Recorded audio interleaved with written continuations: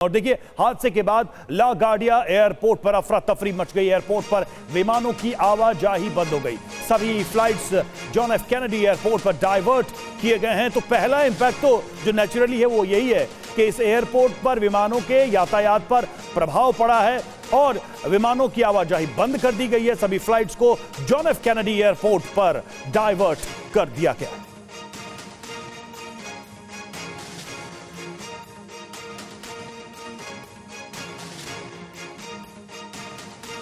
तो इस घटना के सामने आने के बाद एयर ट्रैफिक पर भी असर पड़ा है। और एयर कनाडा के विमान में यहूदी यात्री सवार थे। देखिए, यह भी एक बहुत बड़ा कारण है इसको साजिश समझने का।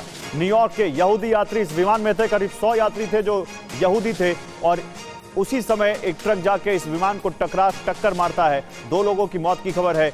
यह भी एक बहुत बड़ा कारण है ये समझने के लिए या इस पर एक सवाल उठाने के लिए कि क्या ये एक साजिश है, क्या ये एक हमला है, क्या इसके पीछे ईरान का हाथ है, क्या इसके पीछे अमेरिका के दुश्मनों का हाथ है, क्या इसके पीछे ईरान के समर्थकों का हाथ है, कौन है जिसने ये किया।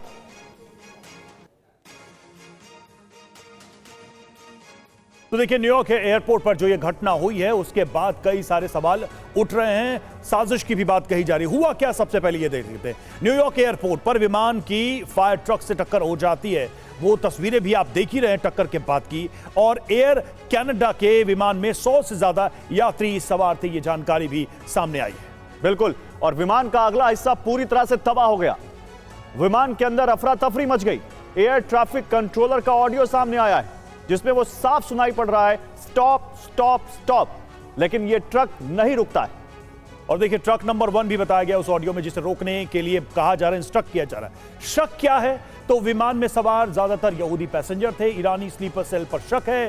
तोड़फोड़ की आशंका भी है, सैबोटाज की भी आशंका है। कुछ प्लानिंग या षड्यंत्र भी हो सकता है। सिवा सर, बहुत ही स्वाभाविक है ये प्रश्न, आपका अपना अनुमान क्या कहता है? और अगर ऐसी घटना होती है, अमेरिका की धरती पर होती है, तो ये सिचुएशन को और कितना फ्यूल करता है?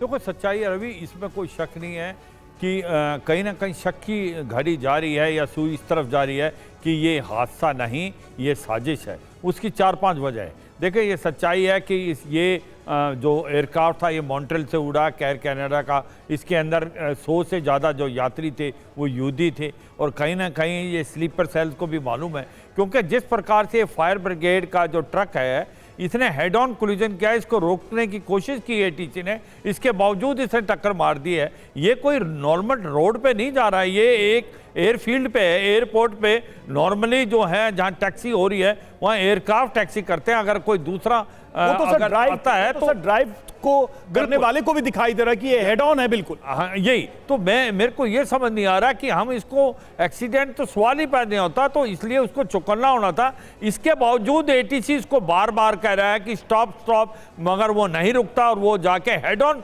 कोलिजन करता है इस एयरक्राफ्ट से और उसके अंदर हादसे होते हैं। अब 3 चीजें हैं कि ये हो कौन सकते हैं। बिल्कुल ठीक बोला कि कुछ ओवरग्राउंड वर्कर और स्लीपर सेल जो हैं वो पहले ही सक्रिय हो चुके हैं।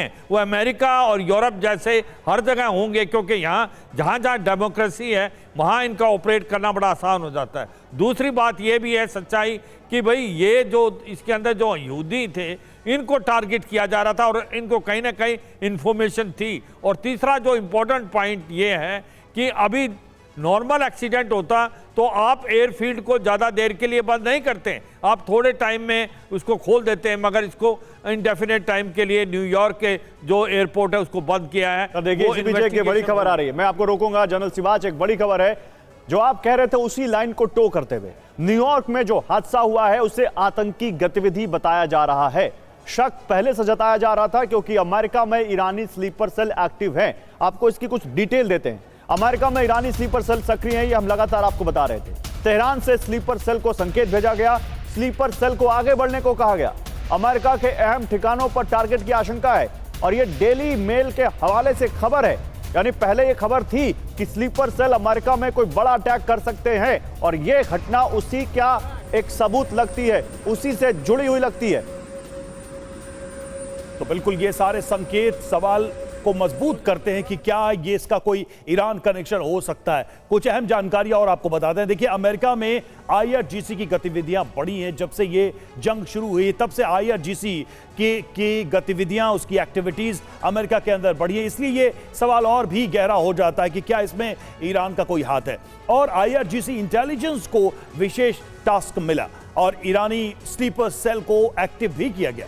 अमेरिका के छोटे छोटे शहरों में स्लीपर सेल्स मौजूद हैं। आतंकी मॉड्यूल तैयार करने के भी इनको आदेश दिए गए हैं और आतंकी घटना को अंजाम देने का भी आदेश दिया गया है। डेली मेल के हवाले से यह जानकारी सामने आ रही है। बिल्कुल, तो मनीष के पास चलते हैं। मनीष, अब क्या इस घटना के बाद अमेरिका और इजराइल में और चुनौतियां बढ़ गई हैं? इजराइल में तो लगातार अटैक कर ही रहा है ईरान, लेकिन अमेरिका में अगर न्यूयॉर्क के एयरपोर्ट पर इस तरह का कोई अटैक उसने किया है अगर तो अब अमेरिका के राष्ट्रपति ट्रंप के लिए अब और मुश्किल हो जाएगा इन हमलों का जवाब देना अपने देश के लोगों को। देखिए, ये बात तो सही है कि जब यहूदी लोग कहते हैं कि यहूदी होकर जीना आसान काम नहीं है, तो उसका एक कारण वो यही बताते हैं कि इजराइल के बाहर जिस तरह से यहूदियों के खिलाफ एक्शन होते हैं, कई बार वो इजरायली सरकार के खिलाफ जो एक्शन है वो यहूदियों के खिलाफ एक्शन दिखाई देते हैं, जिसे आप एंटीसेमाइट्स गतिविधियों के तौर पर जानते हैं। लेकिन यहाँ जो इंसिडेंट दिखाई दे रहा है तो जाहिर है कि इसकी वजह से इजराइल में मौजूद हर व्यक्ति चिंतित है, क्योंकि अभी कुछ देर पहले जैसा कि मैंने आपको बताया कि लंदन में यहूदियों के 4 एम्बुलेंस को आग लगा दी उन्होंने, और वो इनके लिए बहुत शॉकिंग था क्योंकि वो यहूदी नेबरहुड है और वहाँ पर इस तरह की घटना घटी। अभी वो उससे संभल भी नहीं पाए थे कि खबर आई कि एयर कनाडा से जो यहूदी लोग आ रहे थे अमेरिका में, न्यूयॉर्क में पहुंचे ही थे कि ये हादसा हो गया। अब देखिए, दुनिया की नज़र में ये हादसा हो सकता है, लेकिन इन्हें ये बड़ी साजिश दिखती है और बहुत सारे फुटप्रिंट इसके दिख रहे हैं, क्योंकि ATC की तरफ से कमांड दिया जा रहा है उस ट्रक को रुकने के लिए, वो नहीं रुक रहे हैं। हो सकता है कि जो उस पर बैठे लोग हैं वो एंटीसेमाइट सेंटिमेंट से मोटिवेटेड हो और इसी वजह से उन्होंने इस तरह की घटना की है, क्योंकि जिसको जहां मौका मिल रहा है वो इजरायलियों को या यहूदियों को टारगेट करने की कोशिश करते हैं। वैसे आप कहा जाए तो दुनिया में शायद भारत अकेला ऐसा देश है इजराइल से अलग जहां पर कि यहूदी कहते हैं कि मैं सुरक्षित महसूस करता हूं, लेकिन अमेरिका में, वो भी न्यूयॉर्क में जो कि ट्रंप का होम टाउन है। लेकिन हाँ, फिर वही बात है कि 7 अक्टूबर के बाद से जब इजराइल ने गाजा में कार्रवाई की तब से अमेरिका में काफ़ी व्यापक तौर पर जो है सो इजराइल के खिलाफ विरोध भी दिखाई देता है। और ये बहुत अजीब सा कॉन्ट्रास्ट है कि जिस इजराइल के लिए अमेरिका इस वक्त जंग लड़ रहा है, ठीक उसी अमेरिका में बहुत से लोग, बहुत से संगठन इजराइल के खिलाफ, यहूदियों के खिलाफ एक्टिविटी करते हुए दिखते हैं। मुझे खुद याद है कि मैं जब प्रधानमंत्री मोदी के अमेरिकी यात्रा के दरमियान अमेरिका गया था तो इमिग्रेशन अधिकारी ने बार बार मुझसे यही सवाल किया था कि आप इजराइल क्यों गए।